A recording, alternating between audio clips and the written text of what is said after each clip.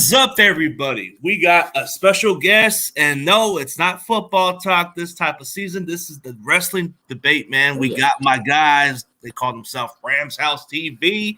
We got Jalen. We got Snoop, and we're going to talk some wrestling, man. How's it going, guys? What's going on with y'all, man? How y'all doing? Man? Yeah, man, it's good to see you guys, man. It's the second time you guys were on my show. Oh, yeah. Hey, it was good it as well. Man. Yeah, good vibes, man. It's been nothing but good vibes, man. Even when we were talking behind the scenes, man, we were talking wrestling for hours, man. It was just like, yeah, you already know. Yeah, this what made us want to go ahead and bring this to fruition. Yeah. You know, we got to come up with something like that, like a little podcast down the road. But as of right now, man, explain to the fans what really got you in the wrestling, man. Man, when I was this little one, man, like my pops used to always be watching wrestling all the time. So I just like, you know what, I'm gonna get hooked on with it with my pops. And ever since then, since the Attitude Era, I just fell in love, man. And ever since then, still been watching wrestling to this day, man. Still rock with it. Yeah, I'm same here. You know, being a '90s baby, you know, we kind of missed the Hulk, the golden ages of Hulk Hogan and those guys. But we came in right when Stone Cold was hitting the scene, The Rock, and it just caught my eye when I was younger. You know, just how they was able to go out there and just entertain me as a young guy. And just, you know, I'm 30 years old now, still more invested in it than before, to be honest with you. Yeah, you know, growing up as a kid, man, that was like my first sport I fell in more love into was that watching that, you know, watch a lot of the wrestlers during the times. I mean, you had the 90s, which we all came into that era. And a lot of wrestling was the War Zones, the Attitude Era. You had WCW in their own ways. You know, the Monday Night Wars. Oh, yeah. The Monday Night Wars and all that stuff. But what really got me into it as a kid was watching, I was watching Macho Man when he made his first step leaving WWE at that point, and he went to WCW. But when you had the NWO, when they came as outsiders, it changed the business a little bit.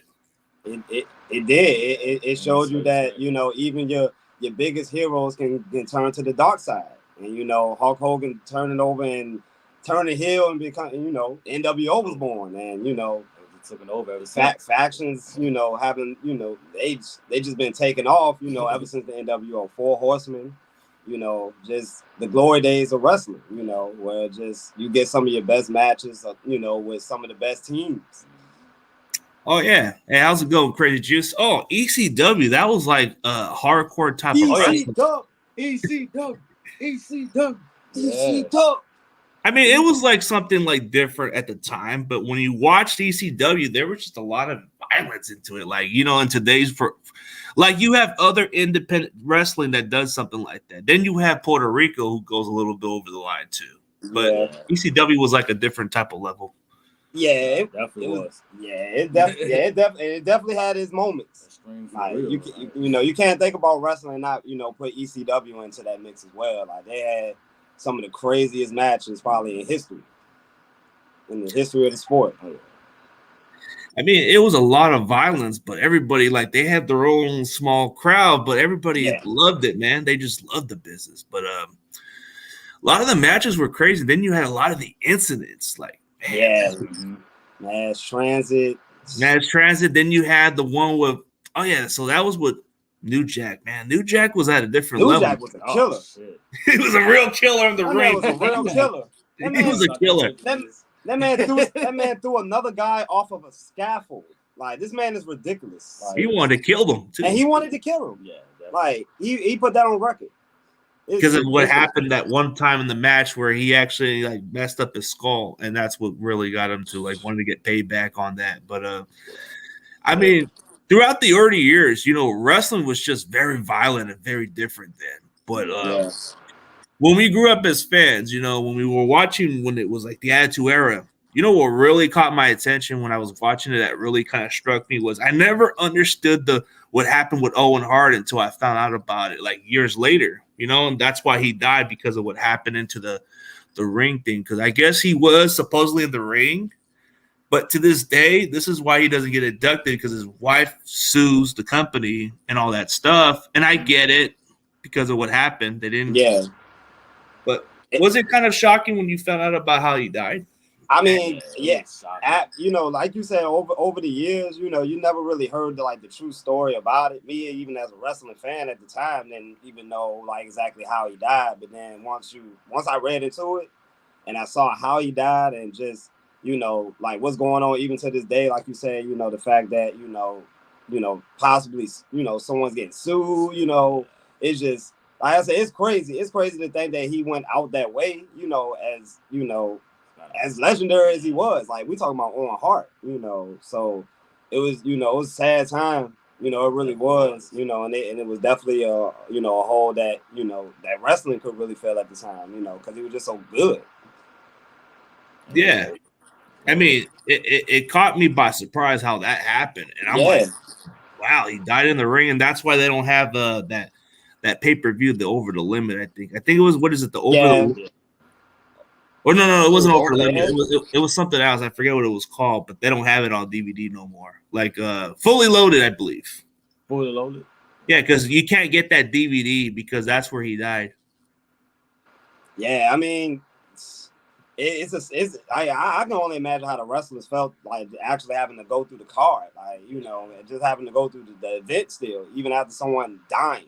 Like, it's still crazy. It's definitely wild. Yeah, you know, there's some haunteds on some wrestling scenes. Like, I don't know if you guys have been checking out the Vice stories or the Dark Side of the Rings and all the other stuff. I actually watched a couple of episodes. Like, they get real in depth, like, as far as with that stuff. Yeah, you look at what goes on, man, like behind the scenes and all the wrestling matches, man. Like, you would think, man, it could have been something, but they died too soon with what happened in the ring. So it's like, it's definitely unfortunate, you know. Yeah, and it really caught me by surprise when I found out about Eddie Guerrero dying. Like, I was like, he was that kind of messed me up right there. He was supposed to be in the main event and he was supposed to be Batista for the title, from what I was told. No, man. You know, they also had him against HBK at Mania in the cards. That was in the makings, but he didn't make it, so that's what sucked about it. You know, it's a whole bunch of what ifs. You know, with Eddie Guerrero, he was just so talented, like, you know, and just, you know, me growing up, you know, I was able to watch him every Thursday, Friday, because he was a SmackDown guy. You know, I didn't necessarily always have access to watch Raw. You know, so I grew up a SmackDown guy. You know, so Eddie Guerrero, you know, the SmackDown 6, those my guys. Rey Mysterio, Edge, you know, Undertaker, Batista. You know, I always been a SmackDown guy. You know, even growing up.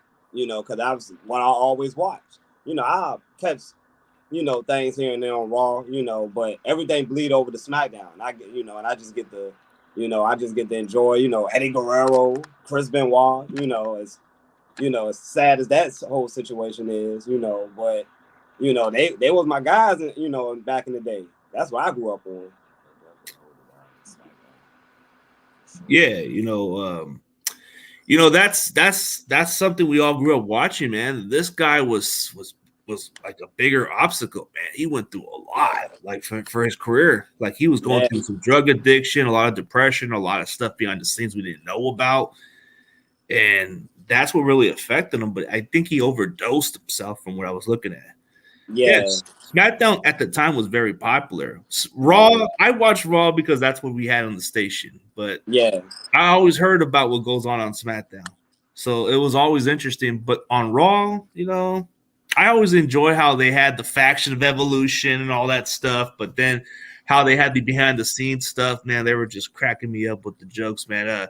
I had this one guy on my show who had a sketch scene with Evolution, man, and he had the funniest segments of all time with Evolution. I don't know if I told you. I don't know if you guys seen the interview, but I had him on like almost last year. Oh, no, we ain't even see it. Nick Densmore, Eugene. Remember the guy that acts like a special needs guy and kind of like... Oh, Eugene? Yeah. Eugene. Yeah, that was the whole gimmick amongst itself, man. I don't, you know. It'd be offended in today's society, but man, that no doubt. Yeah, that wouldn't slide in today's WWE. But at man, all. He told me a lot of the stories that were funny behind the scenes and all that stuff, man. And there was a lot of other stuff there, but like it's just crazy to think though, man, that Eugene actually had like that shelf life. Like, you know, like I figured that would be a gimmick that'd be killed very, very quickly, and somehow it stretched out over a couple years. Vince probably loved it. I mean, you know, Vince is a sick individual. Like, So, you know, he probably want to keep that anyway. Vince is definitely a sick individual. I mean, it's better times with Vince out, you know, away. Vince just thinks a little out of his head a little bit too. He's so out of touch. You know, it's just the stuff that he was doing, like compared to what Triple H is doing now. I mean, it's like people can say it ain't changed, but it's clear change. Like Triple H is obviously a fan of long-term storytelling. Like you see it with the Sami Zayn and all, you know, and the bloodline. You know, even with the Rey Mysterio and Dominic, like this could have easily been killed off months ago. You know, but somehow I think this is gonna get stretched out to WrestleMania, believe it or not. I mean, it kind of does. You know, the storyline with Dominic and Ray, it kind of has that making of the rivalry. Maybe they build it up for WrestleMania, but I like how Dominic acts all like ghetto as hell, bro. Like, condom. They're trying to make he make everything in prison. Like, I don't get how they did that, but it's just like, how the hell do you do that? It's like, dude, like, why they make this guy into like he's only there for like what is it, like a few minutes and he just comes out? Yeah, I mean, I'm just glad that he got a character, you know, because you know him being just Rey Mysterio's son was probably one of the blandest characters on TV. Like, no, so I'm glad that he coming out there showing a little personality. You know, he got Rhea Ripley. You know, he's over with Judgment Day. And I mean, I like what Dominic at for real, you know, and I think him and Rey Mysterio at WrestleMania will probably be a good match. Hard would, because some of these guys have to live under the shadow of their fathers, and Dominic's actually kind of doing it on his own, and he's actually kind of making good storylines towards his dad, so it's kind of funny as hell. Yeah, it is. Like, I don't know if you've been checking out the you know, the clips, you know, from all the holidays and stuff. You know how you've been crashing. Oh man, Christmas and Christmas. He crashed his Valentine's Day. Yeah. It just cracked me up. Yeah, it's funny each time. It's funny each time. That's why I'm honestly can't wait to the match. Yeah, the Mania card looks pretty valid. Hey, how's it going, DST show, man? How's it going? Yeah, it's gonna look pretty solid by the matchups when we look into it. But yeah, we could definitely. Hey, look, man, Mania season coming, man. You know it. You know, we definitely once the card set, we got to come with it. We got to talk about it. Yeah, matchup wise, I see why they paired him with Judgment Day, because Judgment Day kind of gives you a little bit of the Rascal crew, but then you have Rhea Ripley as kind of like China almost, and then Dominic becomes his own version of Guerrero in a way, which is weird because he has the mullet now. Now he acts like an innocent victim. hey, really, like I mean, it's. Did you see how he resembles the character a little bit, where he acts like a victim a little bit? He still hears it to this day, man. Eddie Guerrero still his pappy. Oh, yeah, but it's funny how they chant on Dominic and say like Eddie's son or something. It's ridiculous. It's honestly ridiculous. Like it's just, I can't believe it. For real, like you know the fact that Dominic can come out there, you know, and with a serious face, you know, call somebody mommy. Like it's hilarious. I laugh every time he calls Rhea Ripley mom. It's the way I can say that shit. Oh, he's not a big fan of Judgment Day, I'm assuming, but Judgment Day has their own characters. I just think that at first, when Edge was running the crew, it just seemed like it was going to go somewhere. But then when they got rid of him, I thought this was going to end at some point. Yeah, I mean, I like Judgment Day. I mean, they got some good work. They got Finn Balor, and Damian Priest, and Rhea Ripley. Like that's not bad either. You know, and they've been booked pretty strong for the most part. You know, like they haven't been looked like chumps. You know, they in storylines. Like I'm guessing Edge and Finn Balor going in their storyline tonight or WrestleMania. I'm guessing. You know, but you know, I like Judgment Day. You know, I mean, they've been kind of consistent with their stable crew. It's like there's some that are starting to split up a little bit. Like I'm kind of getting that suspicious with with those guys, man. It's like the Street Profits. It looks like the other guy's kind of giving you the hint a little bit, like the what's his name? Not Monte Ford. It's Angelo Dawkins. Yeah, Angelo Dawkins is like when he leaves, he kind of gives you that little like sign, like saying that he's done with him at this point. Like, I don't know. I think there's something going on with Angelo Dawkins, but I think he wants to turn on him. Hey, I mean, it's possible. I mean, you see that happen? I mean, they need the tag teams. Like, they need tag teams. You know, they need a division. You know, I think it'd be too early to split the Street Profits. That's just how you know. I know Angelo Dawkins in the chamber tonight. You know, but I don't necessarily want the Street Profits to break up. They need to stay in the team. Yeah. Yeah, I can envision, you know, them fighting in parent. You know, all these tag teams that's on this roster. You know, Legado. You know, if they actually build this tag team division right. The only problem with the tag team division, it's there's nothing there on Raw. All you have is the Usos. The Usos need to eventually drop that title so they can have tag team division, man. It's like it's pointless. I get the undisputed part, but man, at some point that title run has to stop. Yeah. I think they just need to split this Raw and SmackDown tag titles and come with one tag titles. Yeah, and they need to roam. I was talking with Snoop yesterday, and I don't understand how the tag team titles for the men's can't roam like the women's. Like the women's can literally go from Raw to SmackDown and even to NXT, but like why they don't do that for the men's tag titles? Like. It's part because it's not within the brand, I guess. I don't know. Maybe like part of the rules is they don't want to compete with NXT guys. I don't know. It's like they need to get rid of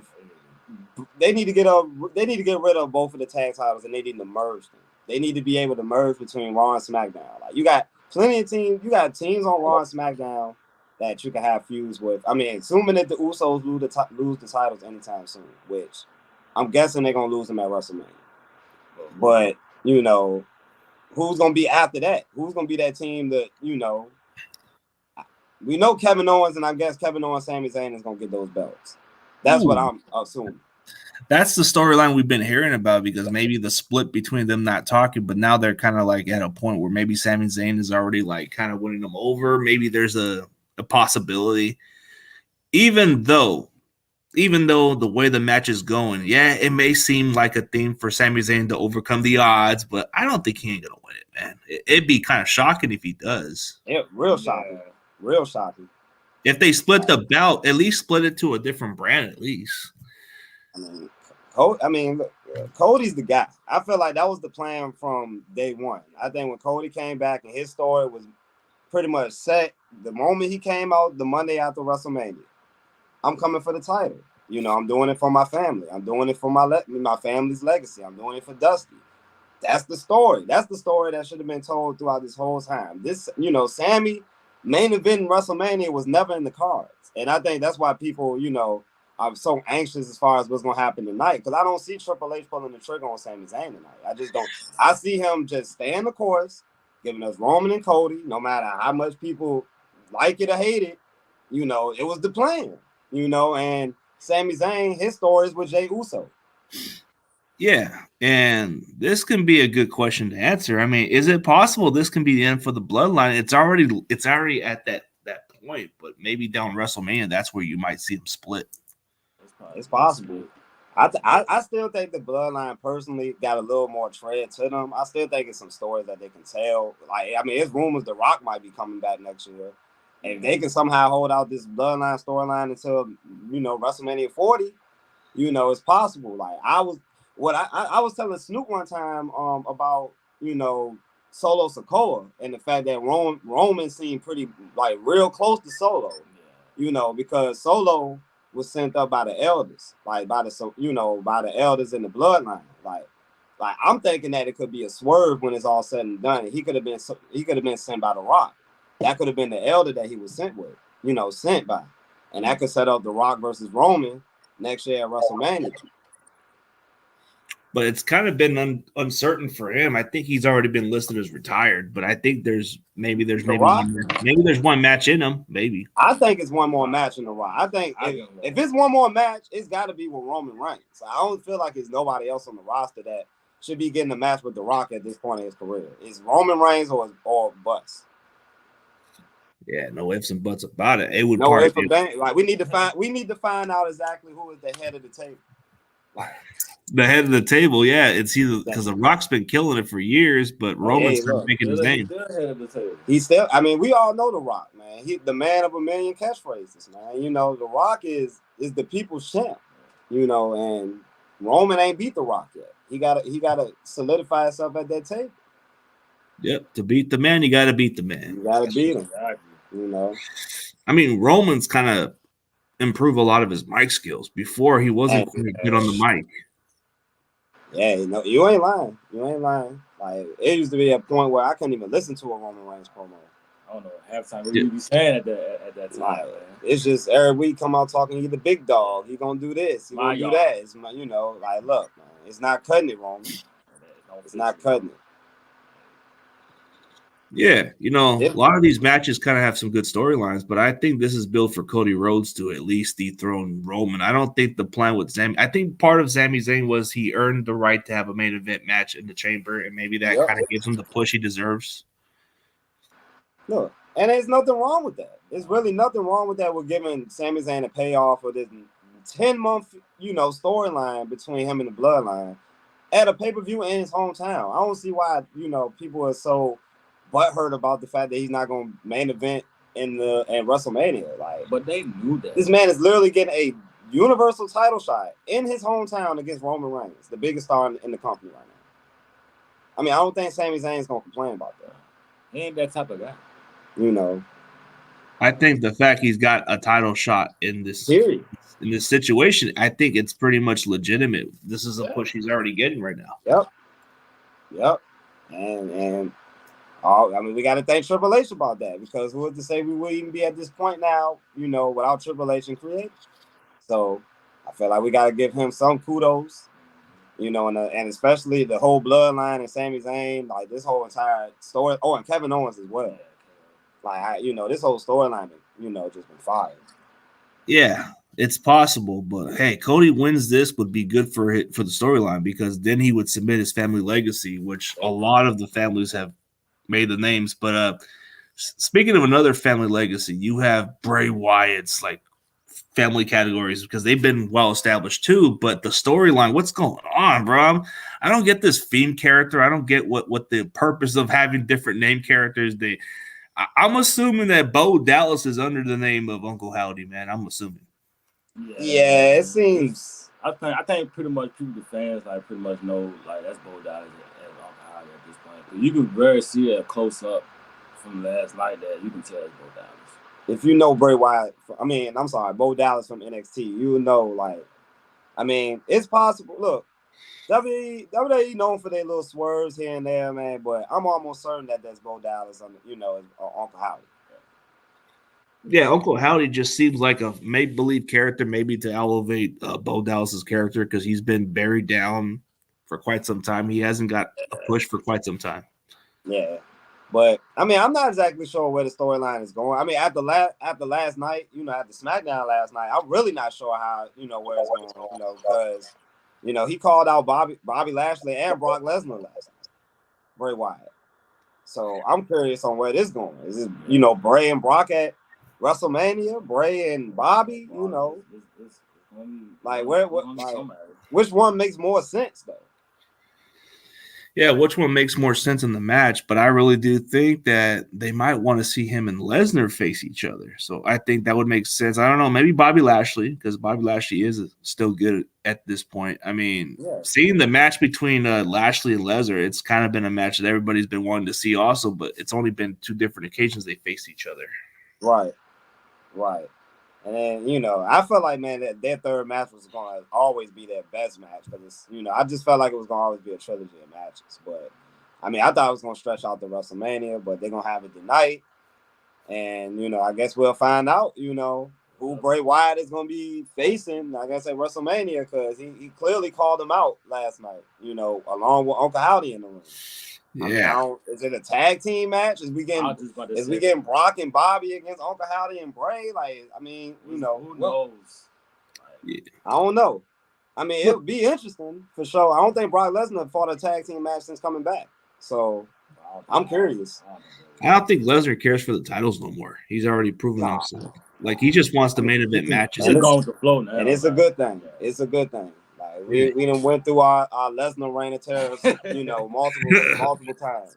Like months without defending the title, or for a while without defending the title, man. It's like, come on, man. And then, then you got. It's a good thing. It's a good thing because there's a lot of guys on this roster, and Brock Lesnar is still a draw, no matter how people want to look at it. When Brock Lesnar's in the match, you pay attention.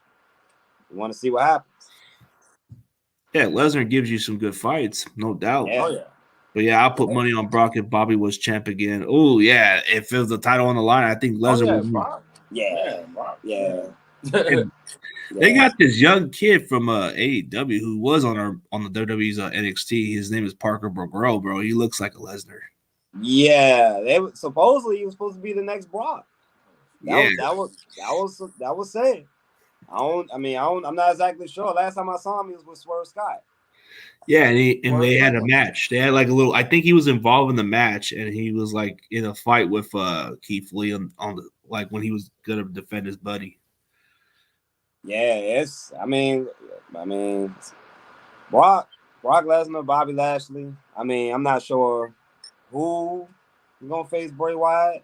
I thought it was gonna be Bray Wyatt versus Uncle Howdy, but I guess I'm just wrong. I guess they probably ain't gonna make that happen. I guess that one in the cards. But if it do be Brock Lesnar, then they probably will take it back to time that with the Wyatt family against Brock Lesnar at that time. But I don't know how they're gonna fit in that storyline. But if that do happen, we just gotta see if it's a new storyline to Brock Lesnar. There's just a lot of weird characters, man. Like it's just so small. It's so small of a size. Like as far as to go back all the way to 2016. To a stare down between Brock Lesnar and Bray Wyatt. To actually build a story. I don't know. Unless they just building on just a match between Bray Wyatt and Brock Lesnar, then I'm cool with it. It's it gives Bray Wyatt something to do. It gives Brock Lesnar something to do. We probably ain't gonna see that spooky shit. I want them to let them fight. Yeah. Bray Wyatt can go in the ring. If people watch NXT and the early years of the Wyatt family, Bray Wyatt, they can see that he actually can wrestle. Yeah, he can wrestle. They just gave him a different character and they got the most. Yeah, they kill it. They kill his character every time. They always cut Bray Wyatt legs from under him. When he gets a little momentum, with a certain character, whether it be the Eater of Words, whether it be the one. That was clearly was the one. That was the one. Obviously, but he even got a second chance with the Fiend, and the Fiend was a great character. It was a good and they killed that. So Bray Wyatt never got really a fair chance with any of his gimmicks, and he's a very creative guy. So I don't know.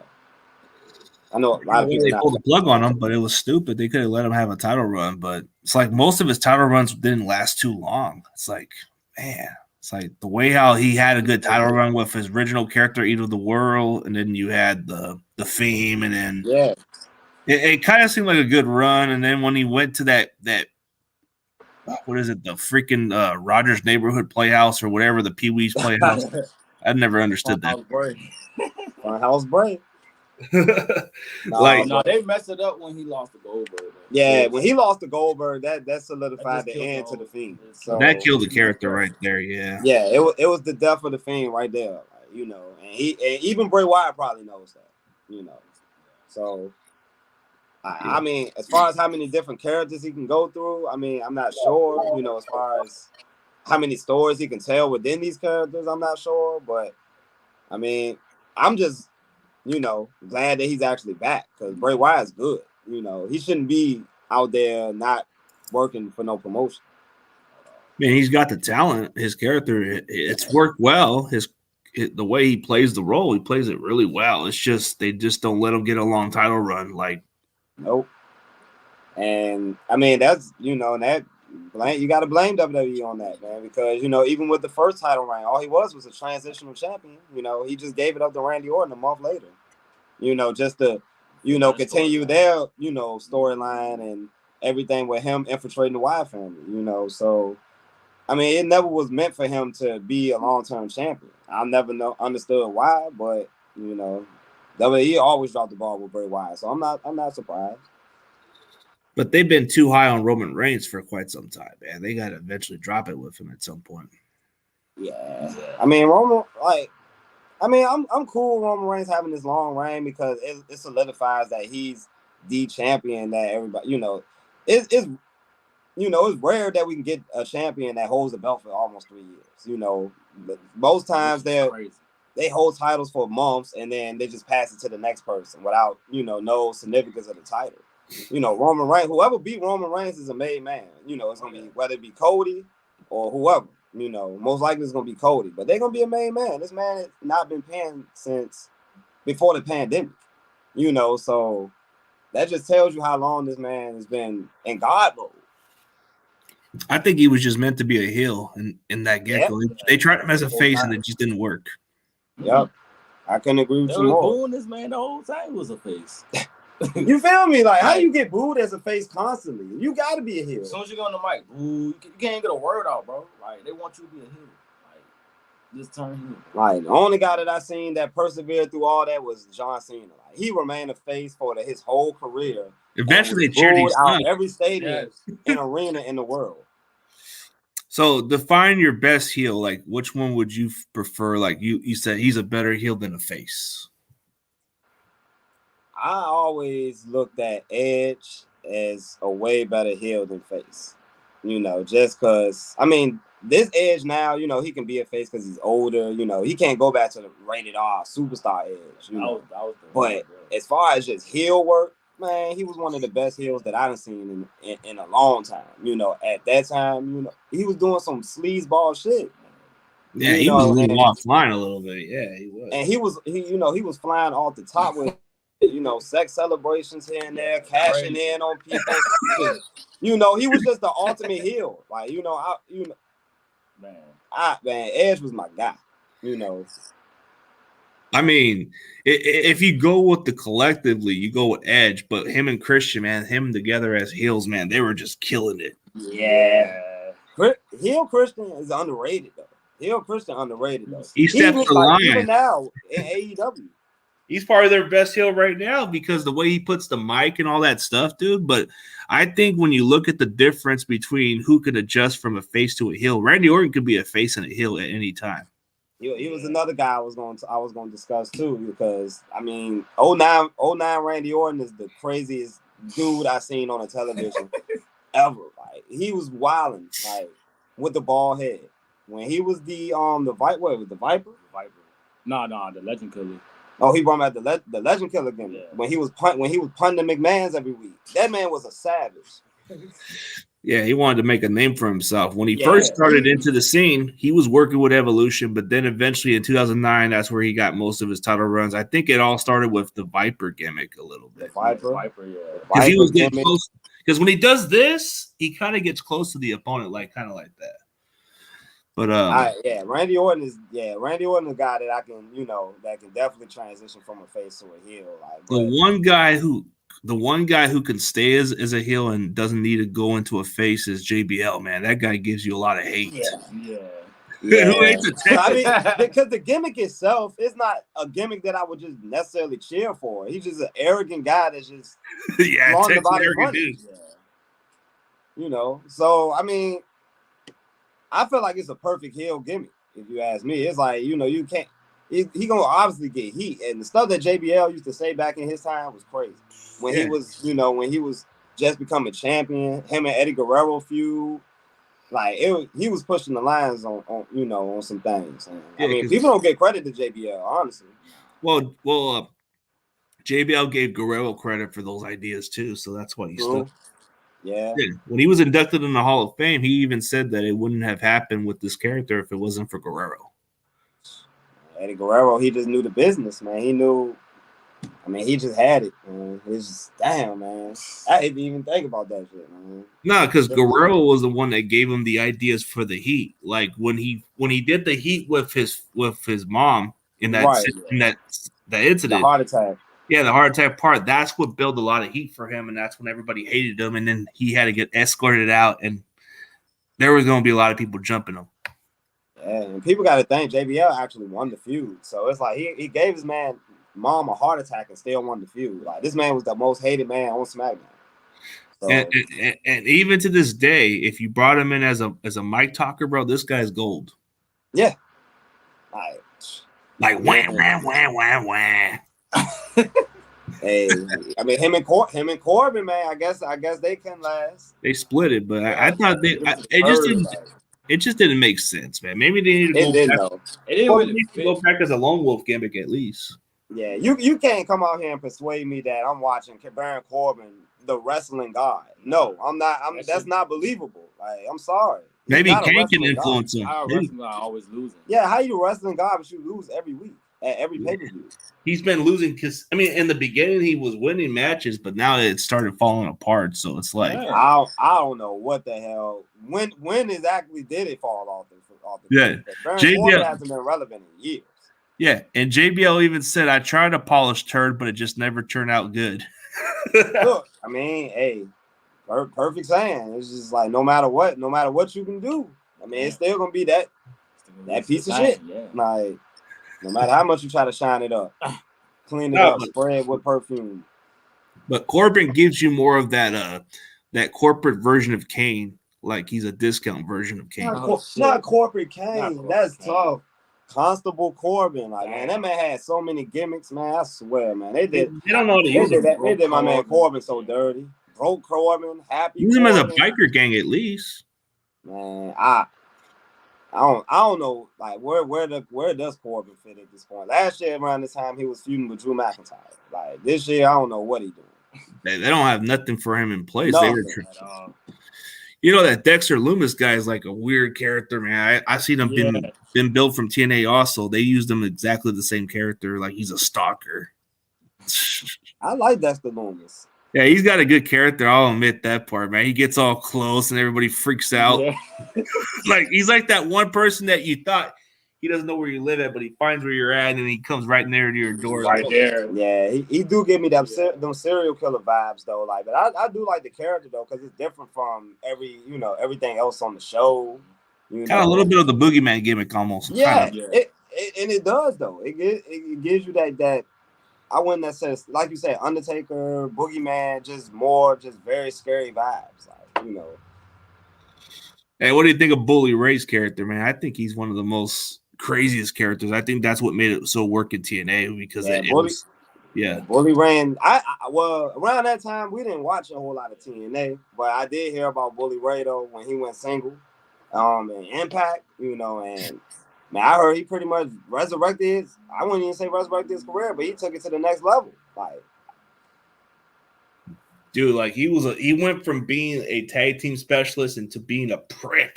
like a total prick, man. Like the fun part about his run at TNA, bro, he used Hogan and Brooke Hogan, bro. Used them to get to the title reign, and then he got the Aces and Eights with him and all that stuff, and then I did hear about the Aces Eights.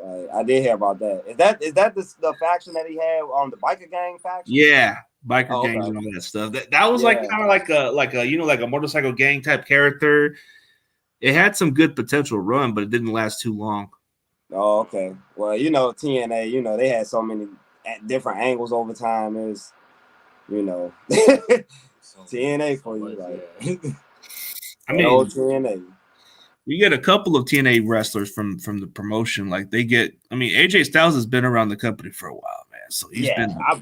I've never heard of AJ Styles probably the most successful TNA superstar, like the being all time. Not even all time. I just wish they used Bobby Roode the right way, man. Yeah, man. It's kind of. All WWE had to do is just look at his TNA tape. That's really all they had to do. Bobby Roode was a main eventer in TNA. He could still get maybe another push. I mean, but get him to be where he can turn on other people. Yeah. How you feel about I don't know if you saw this, but Jinder Mahal back on NXT. Jinder Mahal, it's like they're giving this guy so many chances. And they gave him a push because the reason why he got a push was because they were going to Saudi Arabia and they wanted to get the money out of it. So they wanted to pick their favorite type people. I don't know what the push was all about, but it just never made sense. But he had a good title run. Yeah, I just never understood him having a title in the first place. Like, I mean, like Jinder Mahal is Randy Orton for not a WWE champion. Like, yeah, how do you go from WWE champion to 24/7 champion, then lose it when you're sleeping? That's, I mean, and then go back to NXT. How did God, dude. I don't know what Vince was smoking to put that title on Jinder Mahal, but for him he thought of the money. He thought of the money in India. That's what he thought of. That blood money, whatever they call it. That blood money. But yeah, man. But how you feel about AEW right now? Like, they got some good talent. Like when you look at the rest of their talents, bro, they got some good talent. Like as far as heel, like talent wise, MJF hands down best heel in the business. One of the best ones. He puts on the mic. He doesn't have to kick anybody's butt. He just has the mic skills, and then you got. I mean, you got a lot of good talent. Daniel Bryan's getting the proper push he's getting. There's a lot of good wrestlers. Just they have too much stacked rosters, bro. They don't know how to use them. That's the thing with WWE, and like it's like they bring guys in, and they have all these different shows: Elevation, Dark, Rampage, Dynamite. They try to fit all these guys on TV, but the roster is just so deep. It is. They have probably the most main event talent of any promotion at the top of any promotion. Absolutely. You got Adam Page, when healthy, Adam Page, Adam Cole, Kenny Omega. Kenny Omega is like one of the top stars out there. He's the best. He might be the best wrestler in the world. Like, and he's not even in the title picture right now. So it's just. And then you got some potential wrestlers that can be top stars easily. You got Ethan Page, who's got the mic skills too. All ego, baby. All ego. And then you got a lot of good Starks. You got Powerhouse Hobbs. I feel like guys can be pushed. So many guys. On AW, but it's so loaded. It's so loaded, and they pay-per-view cards show it because they try to put 15 matches on one card. And the card goes about 4 or 5 hours long. That's probably why, because it's too stacked. They keep signing these cast-off wrestlers. This is why they were let go. Like that's why they're not getting much main events. I mean, like there's some good potential talent they got. Like they have a lot more talent compared to WWE, but they just can't compete with the way how they do it. There's a difference. Yeah. Tony Khan does not know what he's doing. Hey, Tony Khan, man, like he loves the business. I feel like he needs his own creative. Like I feel like, man, him trying, not necessarily saying he's a bad booker, because Tony Khan can book shows and storylines, whatever it may be, but he needs like a creative room where they could just do the creative. Like, and he can show up, as an owner here and there, shock value. Tony Khan show up on TV. Oh shit, But he don't necessarily need to always be booking things, because lately I feel like they've been going away from the long-term storytelling, like as far as like just they feuds in general. Like there's nothing that's really captivating me on AEW right now. Outside of Daniel Bryan and MJF. That most of the guys you have are mostly just main eventers, like high flyers. Most of the guys that do a lot of the flips in AEW, that's all you see. Like when you look at that was the criticism that they got, that, it's just a bunch of indie guys, and whatever it may be. But I like AEW, man. It's an enjoyable watch. I feel like they got too many championships, though. That's, I know that. They need to add more into it, or at least try to expand another brand, at least. But they have two separate brands, but it doesn't work in any other way. Like you have, there's just a lot of talent you can't just deny it, but they just don't know how to utilize it. There's a difference. But MJF, I like how they finally use him the right way for once. Yeah. I mean, because he was just too good. I mean, eventually he was going to be the champion. He got the promo skills. He can wrestle.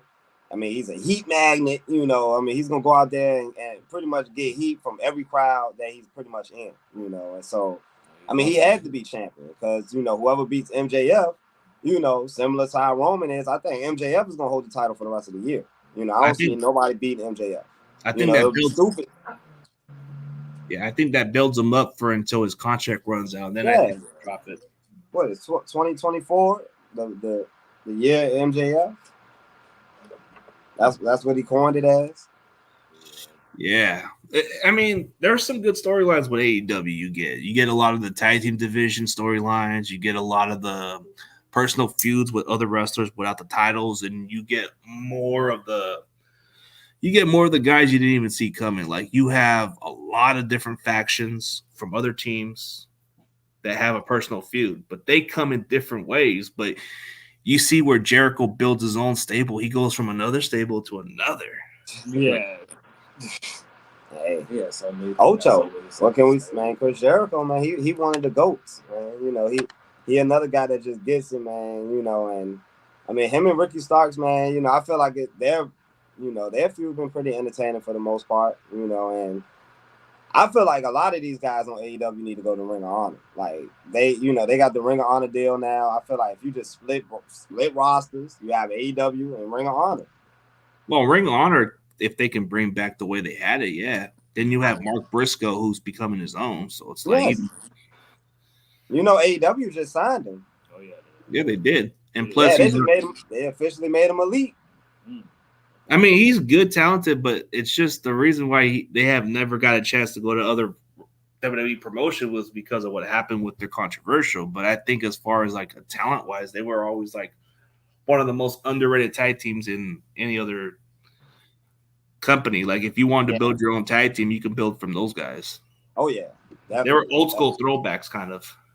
Yeah, the Briscoes, man. They always put on bangers. You know, with some of the best teams. You know, even guys that we see now in WWE. You know, they done fought them guys. You know, in Ring of Honor.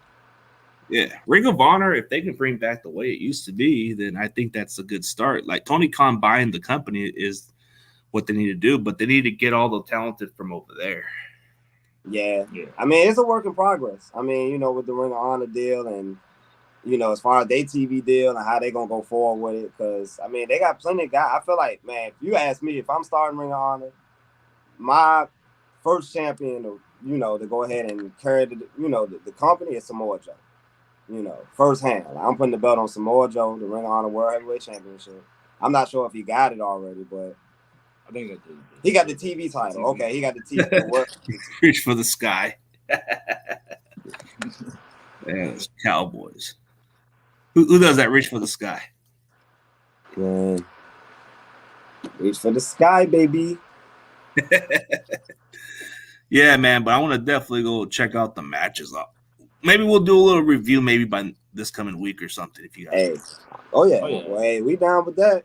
You know, you just let us know today. Let us know, man. Yeah, I'll let you know by today, bro. But as of right now, man, we'll call it a day, bro, because my wife's here and I gotta make sure everything's good, bro. You know, everything was looking good, bro. We were talking some wrestling, but I gotta see what's going on, my guy. But for everybody else, man, go subscribe to Rams House TV. Yeah, they may be Rams fans, but they know they're wrestling. Hey, look, man, it's the old thing, man. Can they coexist, man? That's the wrestling thing. Can they coexist? Niner and Rams fans, like, look, we showing that y'all we can do it. It's possible, y'all. Yeah, we could. We're on the start, man. We're gonna work on that trend. We're gonna do a wrestling trend at some point. But yeah, man, we'll be like I guess if we had to pick a stable crew, we'll be like the Judgment Day. We'll coexist. Hey, that sounds like a plan. That sounds cool with me. Like I said, man, we look. All right, bro. We coexist, but we become this one big monster that they can't stop. Oh yeah, absolutely, man. We come with Judgment Day. Judgment Day. All right, guys. For everybody else tuning in, I definitely appreciate y'all, man. Go check out Rams TV's. Rams House TV. You got my boys Snoop, Jalen. You know they're good people. Oh yeah. Appreciate everybody, man, for tuning in. Appreciate it as well for letting us on the platform, man. Talk wrestling, man. Talk sports, anything, man. You know, and keeping it cordial, man. We definitely appreciate it. Yeah, no problem. Anytime. We'll do a review pretty soon, man. Yeah. Oh yeah, that's definitely in the cards. All right, man. Just let me know. Hey, but for everybody else, thank you for tuning in. And as always, we'll catch y'all later. Peace. Peace out. Peace out.